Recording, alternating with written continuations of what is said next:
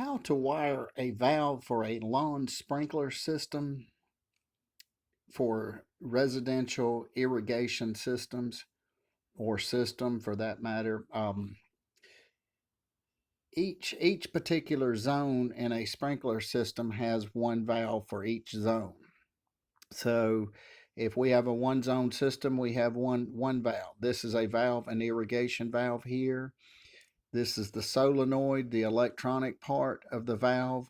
The water put is the input here, as one can see the arrow inflow in here, input that side, exit this side.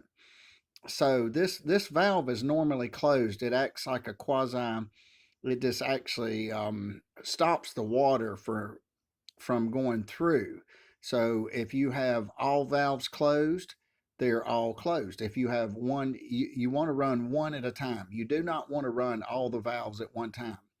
And one may ask the question, why don't I just run the entire sprinkler system and run all valves at one time?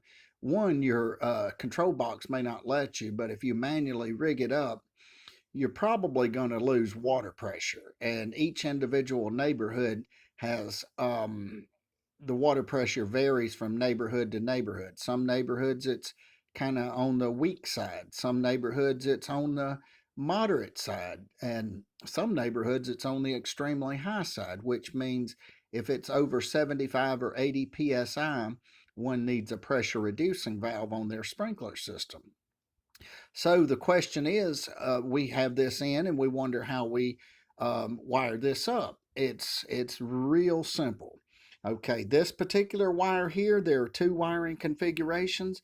This wire here has multiple strands in one jacket.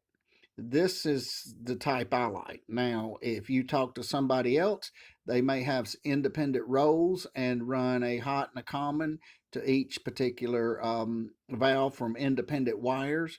But this wire here is for underground use. And so we have a 1, 2, 3. I think there's another one hiding back there. 4, 5, 6. So the question now, how do we wire this? Normally in irrigation for residential use, the white wire is the common wire. And one may ask, well, what is the common wire? Well, it's a common theme. So I'm not sure if a good analogy would be the lowest common denominator, but that's just a fictitious um, analogy. But let's just say, so the common wire needs to connect every valve. So in irrigation, if we're using the white wire as the common wire, we had two valves, we need the white wire to connect to this valve. We need the white wire to go connect to valve number 2. If we had a 3-zone system, we would need the white wire to connect to zone 1, white wire to connect to zone 2, white wire to connect to zone 3. So there are two wires coming off the solenoid. There's the common and the hot. So any of these can be used as your hots. Well, for that matter, you could use that, but let's just refrain from any confusion. Well, we're going to say RGB is my theory. Start with the red. We're going to say this is zone 1. So we're going to go up here and wind the red around one of these. You see you've got two. Wind the white around the other one, and that's good.